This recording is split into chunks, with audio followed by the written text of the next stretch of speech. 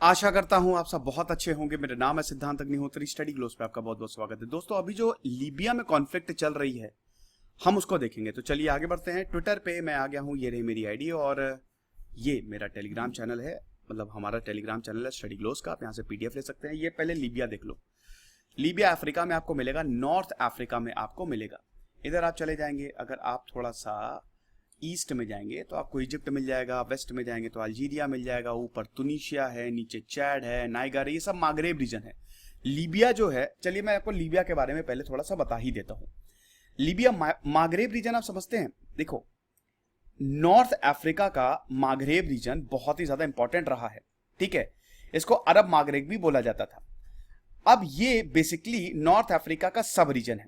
अब इसमें क्या क्या आता है, आपका लीबिया आता था, आपका किधर चला गया, मॉरिटानिया, चलो यहां तो दिख नहीं रहा है, मॉरिटानिया आता है, आपका अल्जीरिया आता है, समझ रहे हैं, और मोरक्को और तुनिशिया भी आता है, ठीक है। तो they are all the members of Arab Maghreb region, समझ गए। तो ये अरब मागरेब रीजन में आता है। तो बेसिकली लीबिया जो है ये मागरेब रीजन का पार्ट है। अब अफ्रीका में है, ये नॉर्थ अफ्रीका में आपको दिख रहा है ना, ये देख लीजिए। अरे यार क्या इधर पेन नहीं चल रहा था मेरा, ये है, ठीक है। तो लीबिया की कैपिटल है त्रिपोली और सहारा डेजर्ट आपको मिलेगा आधे अफ्रीका में। नॉर्थ से आप चलेंगे, पूरा चैड हो गया, नाइगर हो गया, इसको पूरा सहारा डेजर्ट कवर करता है। ज्यादा यहाँ के इंपॉर्टेंट टाउन्स, क्योंकि ये जो है ना, ये वाला एरिया जो पूरा का पूरा है, ठीक है, यहाँ का 60 to 70% एरिया जो है वो डेजर्ट है। सारा डेजर्ट यहाँ पे पूरा कवर करता है। तो आपको ज्यादा इंपॉर्टेंट टाउन्स जो है वो यहीं आपको देखने को मिलेंगे। ये जो कोस्ट है ना, यहाँ पे आपको देखने को मिलेंगे और यहीं पे ही आपको लीबिया की कैपिटल त्रिपोली देखने को मिलेगी। ये मेडिटेरेनियन सी है, बहुत ही इंपॉर्टेंट एक्सेस, ठीक है, सी का। तो लीबिया जो है, इसका पूरा एरिया है 1.8 मिलियन स्क्वायर किलोमीटर्स और लीबिया अफ्रीका की 4th लार्जेस्ट कंट्री है। कमेंट बॉक्स में बताओ अफ्रीका की लार्जेस्ट कंट्री कौन सी है। दुनिया की 16th लार्जेस्ट कंट्री और लीबिया में दुनिया 10वें नंबर पे 10th लार्जेस्ट ऑयल रिजर्व्स आपको यहां पे मिलेंगे। तो लीबिया ऑयल का एक्सपोर्टर भी है। सेकंड लार्जेस्ट सिटी है आपकी बेंगाजी, ये दिख रहे हैं, ये वाला। तो सब आपको यहां पे जो इंपॉर्टेंट टाउन्स है ना, देखिए जितने भी आपको इंपॉर्टेंट टाउन्स है वो कोस्ट पे ही मिलेंगे। अब थोड़ा सा हम दोस्तों इतिहास जान लेते हैं। देखो यहां पे देखो, अगर लीबिया का इतिहास की बात करें तो बहुत ही, कहते हैं ना कि बड़ा लंबा चौड़ा इतिहास है, ठीक है। पहले ग्रीक कॉलोनिस्ट आए, यहां पे स्टेट्स बनाए इन्होंने। उसके बाद फिर पर्शियन, इजिप्शियंस, ग्रीक्स ने रूल, मतलब वही पर्शियन इजिप्शियंस ने रूल किया। फिर लीबिया रोमन एम्पायर का पार्ट हो गया। ये सारे एम्पायर्स मैंने कवर किए हैं। उसके बाद फिर यहां पे स्पेनिश एम्पायर आया और अल्टीमेटली हम यहां पे देखते हैं 1911 तक ये ऑटोमन्स के पास था। ऑटोमन्स के पास था और फिर इटली ने लीबिया को ऑटोमन से छीन लिया। तो 1911 से 1911 से इटली का यहां पे रूल शुरू हो गया और अल्टीमेटली 1947 में इटली से इन्होंने आजादी ली। 10 फरवरी 1947, हमने 15 अगस्त को ली और लीबिया ने इटली से आजादी 1947 में ली, ठीक है। ये अफ्रीका, स्क्रैम्बल फॉर अफ्रीका शुरू हो गया था ना। अफ्रीका को ऊपर से नीचे तक यूरोप ने कॉलोनाइज कर दिया था, ठीक है। उसके बाद भैया 1951 में आते हैं, यहां पे मोनार्की स्टैब्लिश हो गई। किंग इदरीस आते, राजा इदरीस। और 1969 में सबसे इंपॉर्टेंट, मुअम्मर अल गद्दाफी ने तख्ता पलट कर दिया। राजा इदरीस को हटा दिया। 1969 से लेकर 2011 तक मुअम्मर अल गद्दाफी रहे। लीबिया को पूरा नेशनलाइज किया गया। देखो इससे पहले ना लीबिया जो था वो वेस्ट कंट्रोल में था। देखो अफ्रीका में यही हुआ है, इनफैक्ट अफ्रीका का मिडिल ईस्ट में भी यही हुआ है। अगर आप देखो तो अफ्रीका में जो कॉलोनीज थी, वर्ल्ड वॉर 2 के बाद सबको आजादी मिली और ये सब जो थे, जहां जहां मोनार्की थी, जहां जहां, जैसे लीबिया हो गया, सोमालिया आज भी है, इधर अगर इजिप्ट हो गया, अल्जीरिया हो गया, तो अगर आप इन सबको देखें तो ये सब कॉलोनीज रही हैं। तो यहां पे है क्या, जब इनको आजादी मिली, ये सब इजिप्ट को अगर छोड़ दें तो लीबिया जो है, ये सब लीबिया पूरा वेस्ट के कंट्रोल में था। यहां राजा इदरीस वेस्ट की, फ्रांस इटली की ही बात मानते थे, फ्रांस इटली ब्रिटिश की ही बात मानते थे। मुअम्मर अल गद्दाफी ने 1969 में तख्ता पलट कर दिया और गद्दाफी आ गई है। और गद्दाफी का तो फिर ऐसा है कि यहां पे पूरा नेशनलाइजेशन शुरू हो गया। लीबिया में पूरा नेशनलाइजेशन शुरू हो गया, कत्लेआम शुरू हो गया, लोग भागने लगे। जो भी यहां पे कंपनीज थी, जो इंडस्ट्रीज थी, वेस्ट इंडस्ट्रीज थी, यहां पे भर भर के इन्वेस्टमेंट किया हुआ था, सब छोड़ छोड़ के भागने लगे। और उसके बाद लीबिया फिर एक अंधकार युग में चला गया। मुअम्मर अल गद्दाफी ने पूरा कंट्रोल लिया, लीबिया ने काफी बॉम्बिंग्स भी कराई। मुअम्मर अल गद्दाफी का तो खैर बहुत ही ब्रूटल रूल था, एक तरीके से डिक्टेटर यहां पे रहे 2011 तक। अब 2011 में शुरू होता है आपका अरब स्प्रिंग, और जब अरब स्प्रिंग शुरू हुआ तब हम देखते हैं तुनीशिया से शुरू हुआ, और तब लीबिया में मुअम्मर अल गद्दाफी को भगा भगा के मारा गया। वो फुटेज आप देखिएगा, भगा भगा के मारा गया। तुनीशिया से शुरू हुआ था। मोहम्मद बुआजीजी एक सब्जी बेचने वाले थे, अथॉरिटीज परेशान करती थी उनको, आग लगा ली उन्होंने। तुनीशिया में भी डिक्टेटरशिप थी। चलो बताओ तुनीशिया में कौन 1980 से लेकर 2011 तक कौन डिक्टेटर था, चलो मुझे कमेंट बॉक्स में बताओ। उसने आग लगा ली, आग लगा ली। तुनीशिया में फिर रेवोल्यूशन शुरू होता है, और ये फिर अल्जीरिया, लीबिया, इजिप्ट, हर जगह पहुंचा। अरब कंट्रीज में भी पहुंच गया, सऊदी अरब तक पहुंच गया।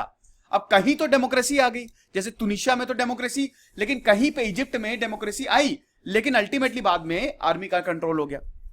लीबिया में क्या हुआ, देखिए अरब स्प्रिंग ने कहीं तो खुशहाली ले आया, लेकिन कहीं पे उसने सिविल वॉर छेड़ दिया। जैसे सीरिया में पूरे सिविल वॉर हो गया, आईसिस वहीं से उभरा। लीबिया में सिविल वॉर हो गया, यमन में सिविल वॉर हो गया, क्योंकि यहां पे जब डेमोक्रेसी के लिए पहले ये तब तानाशाह थे, ये तानाशाह लोगों को दबाते थे। लेकिन 2011 में जब अरब स्प्रिंग फैला तो लोग सड़क पे आ गए, और लोगों ने इन तानाशाहों के खिलाफ मोर्चा खोल दिया। अब इन तानाशाहों ने क्या किया कि लोगों को एक साइड से मारना शुरू किया, वहां से फिर रिबेल ग्रुप्स आ गए, और वही आज भी सरकार के खिलाफ लड़ रहे हैं। लेकिन प्रॉब्लम यह है कि वो आतंकी हो गए पूरी तरीके से, उनको आतंकी ग्रुप्स का समर्थन हासिल है। तो लीबियन सिविल वॉर जो है वो 2011 से मुअम्मर गद्दाफी को भगा भगा के मार दिया गया, उनको हटा दिया गया। 2011 से लेकर अभी तक लीबियन सिविल वॉर चालू है, ठीक है, जिसको फर्स्ट लीबियन सिविल वॉर कहते हैं, 15 फरवरी से लेकर 23 अक्टूबर 2011 तक, ठीक है। तो इसमें क्या हुआ, इसमें हम ये देखते हैं कि मुअम्मर अल गद्दाफी को मारा गया, हटा दिया गया मुअम्मर अल गद्दाफी को, और फिर तुरंत नेटो ने कंट्रोल लिया। तो अभी क्या, ये इंडियन एक्सप्रेस की न्यूज है, तो इसमें कौन कौन से ग्रुप है। एक तो है Libyan national army. Libyan national army जो है वो सरकार के खिलाफ लड़ रही है, ठीक है, खलीफा हफ्तार उसको लीड कर रहे हैं। और दूसरा है Tripoli based internationally recognized government of national accord, जिसको जीएनए बोलते हैं, गवर्नमेंट ऑफ नेशनल अकॉर्ड। अब देखो, ये देखो देश जो है ना क्या करते हैं, ये जहां पे जिनका इंटरेस्ट होगा उसी को सपोर्ट करेंगे। रेबेल ग्रुप मतलब ये लिबियन नेशनल आर्मी को कौन कौन सपोर्ट कर रहा है, अरब सपोर्ट कर रहा है, इजिप्ट, रशिया, जॉर्डन सपोर्ट कर रहे हैं, ठीक है। लीबियन नेशनल आर्मी को सपोर्ट है, तभी तो ये लोग चल रहे हैं ना। जीएनओ को कौन सपोर्ट कर रहा है, अमेरिका सपोर्ट कर रहा है, टर्की सपोर्ट कर रहा है, कतार सपोर्ट कर रहा है। तो एक तरीके से एलएनए के जो साथ हैं, जो देश हैं, इजिप्ट, रशिया, जॉर्डन, और जीएनए के साथ जो देश हैं, अमेरिका, टर्की, कतर, इन दोनों के बीच में भी वॉर है। ये इनडायरेक्टली देश जो है, दुनिया आपस में भिड़ी हुई है।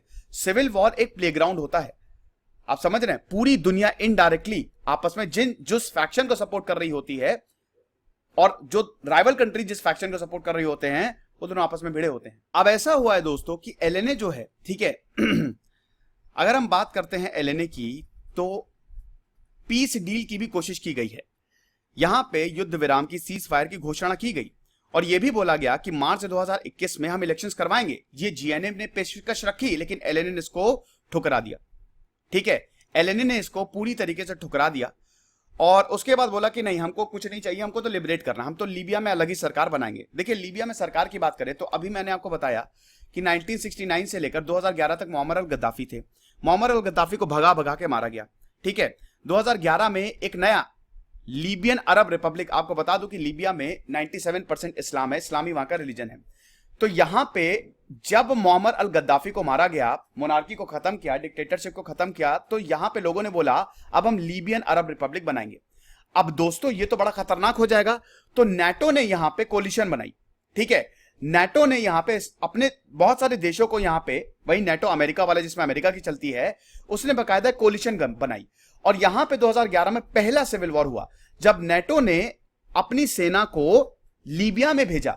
अब एक तरफ थे नेटो के जो देश, नेटो के सिपाही, और दूसरी तरफ थे लीबियन के रिबेल्स। ये दोनों आपस में लड़ रहे थे। आपको बता दूं, जो नेटो का इंटरवेंशन था, यूनाइटेड नेशन सिक्योरिटी रेजोल्यूशन 1973 पे बेस्ड था, 10 कंट्रीज को सपोर्ट कर रहे थे, ठीक है।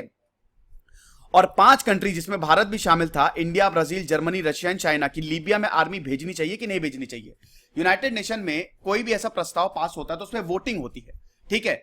तो 5 देशों ने, 10 देशों ने तो सपोर्ट किया, लेकिन 5 देशों ने इसको सपोर्ट नहीं किया। भैया आपको पता ही है ना कि यूनाइटेड नेशंस में टोटल क्या है, 5 परमानेंट मेंबर हैं और 10 नॉन परमानेंट मेंबर हैं, ठीक है। तो यहां पे भारत, ब्राजील, जर्मनी, रशिया और चाइना ने वोट नहीं किया यहां पे कि लीबिया में आर्मी नहीं भेजनी चाहिए, लेकिन अल्टीमेटली जो सपोर्ट था वो ये था कि लीबिया में आर्मी भेज दो। तो नेटो ने इंटरवीन किया और उसके बाद वहां पे रिबेल्स को खदेड़ने में कामयाब हो गए। अब यूनाइटेड नेशंस ने क्या किया कि देखिए, लीबिया में 2011 में तो कोई सरकार थी नहीं, इन्होंने रिबेल्स को खदेड़ दिया। यूनाइटेड नेशंस ने वहां पे government of national accord, GNA को बैठा दिया कि जब तक स्टेबल सरकार नहीं आती तब तुम बैठ जाओ।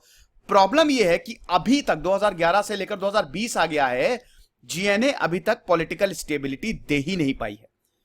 पॉलिटिकल स्टेबिलिटी की तो आप बात ही छोड़ दीजिए। एलएनए, विद्रोहियों ने एलएनए बना लिया, लिबियन नेशनल आर्मी, उन्होंने ईस्ट लीबिया को ही कैप्चर कर दिया है। आप समझ गए हैं, east Libya, east of the Libya को ये जीत चुके हैं। अभी लीबिया में कोई सिंगल गवर्नमेंट नहीं है, ठीक है। यहां पे ईस्ट लीबिया में एलएनए रूल कर रहा है, टॉब्रुक बेस्ड पार्लियामेंट है जो ईस्ट ऑफ लीबिया को गवर्न करता है, और जीएनए जो है वो वेस्टर्न पार्ट, आप मैप में देखिए, ठीक है। ये वाला जो है ना, ये ईस्टर्न पार्ट जो है, सॉरी ये ईस्टर्न पार्ट जो है, ये वाला, ये अभी जो एलएनए है वो रूल कर रहा है, और ये वेस्ट वाला पार्ट है, ये जीएनए रूल कर रहा है, जो कि जिसको यूनाइटेड नेशंस की बैकिंग है। और 2014 से लेकर अभी तक लगातार ये लोग कॉन्फ्लिक्ट में हैं, समझ गए। और इसमें बहुत सारे राइवल ग्रुप्स आ गए हैं, आईसिस का भी इसमें हमको देखने को मिलता है। इंपैक्ट की बात करें तो अभी तक दोस्तों 4 लाख लीबियन जो है 9 साल में, 2011 से लेकर अभी तक 4 लाख से ज्यादा लीबियंस डिस्प्लेस हो चुके हैं, देश छोड़ के जा चुके हैं, हजारों हजारों मर गए हैं, अरबों खरबों रुपए यहां पे फूंक दिए गए हैं, अभी तक कुछ भी नहीं हुआ है। ऑयल रेवेन्यू जो है, मैंने बताया ना 10th लार्जेस्ट ऑयल रिजर्व आपको लीबिया में मिलेंगे, अब सब बकवास, कुछ भी नहीं है। ऑयल रिजर्व बर्बाद हो रहा है, इंफ्रास्ट्रक्चर बर्बाद हो चुका है, लिविंग स्टैंडर्ड लगातार गिरता जा रहा है। और अभी कोविड-19 है तो कोविड-19 इन्फेक्शंस भी यहां पे बहुत सर्ज हो रहा है। पब्लिक सर्विसेज बिल्कुल बर्बाद हो चुकी है, करप्शन यहां पे पीक पे है। तो लीबिया एक अंधकार युग में चला गया है, आप समझ गए। ओपेक का मेंबर है भैया लीबिया, अफ्रीका में लार्जेस्ट ऑयल रिजर्व आपको लीबिया में मिलेंगे, दुनिया की मैंने बात की ना, लार्जेस्ट ऑयल रिजर्व आपको लीबिया में मिलेंगे, लेकिन उसके बावजूद कुछ नहीं है, आप समझ रहे हैं। कई बार यहां पे ब्लॉकेड कर दिया जाता है, अभी तो वैसे ब्लॉकेड ही है, मिलिट्री फोर्सेस का प्रेजेंस है, जिसकी वजह से ऑयल प्राइसेस फ्लक्चुएट होते रहते हैं। अगर लीबिया स्वतंत्र होता, मतलब सब कुछ सही होता, तो आपको ऑयल प्राइसेस और गिरते हुए दिखाई देते, तेल की, पेट्रोल डीजल की कीमतों में और कमी आती, लेकिन अभी ऐसा कुछ नहीं है। ऑयल प्राइसेस फ्लक्चुएट होते रहते हैं। Middle east, north African countries की अगर बात करें, यहां पे कुछ भी प्रॉब्लम होती है ना, तो सबसे दिक्कत ऑयल के प्राइसेस में आती है, फ्लक्चुएशन होता है, तो ऐसी बुरी हालत है। अभी कुछ हुआ नहीं है। यूनाइटेड नेशन सिक्योरिटी काउंसिल ने एक 55 पॉइंट रोड मैप बनाया है कि फरवरी 2020 तक, मतलब 2020 में लीबिया के सिविल वॉर को खत्म करना है। अब इसमें, इस रेजोल्यूशन में यह बोला जा रहा है कि जितने भी देश हैं वो लीबिया में इंटरफियर ना करें। अभी मैंने आपको बताया ना, एलएनए को कौन सपोर्ट कर रहा है, इधर यूएई सपोर्ट कर रहा है, रशिया, और इधर जीएनए को अमेरिका, तो ये सब पीछे हट जाएं। अब बिल्कुल भी सपोर्ट ना करें, इसको प्लेग्राउंड ना बताएं और ना बनाएं, और अपनी आर्म्ड फोर्सेस को विड्रॉ कर लें, समझ गए।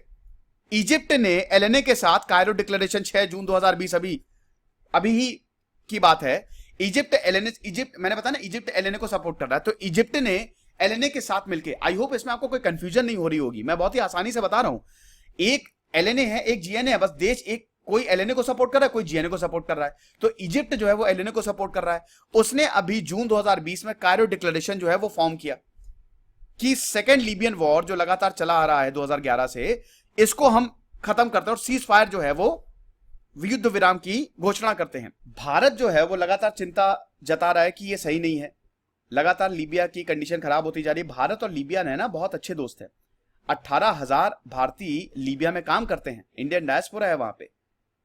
तो अब दोस्तों देखेंगे आगे क्या होता है। फिलहाल अभी बहुत सारी चीजें लीबिया के लिए की जा रही है कि यहाँ पे अल्टीमेटली पीस एस्टैब्लिश हो, और जब तक सब लोग टेबल पे नहीं बैठेंगे, बातचीत नहीं करेंगे, तब तक कुछ होगा नहीं। ये लेक्चर था, आई होप आप समझ गए होंगे। खुश रहिए, पढ़ते रहिए। इधर से सिद्धांत अग्निहोत्री साइनिंग ऑफ।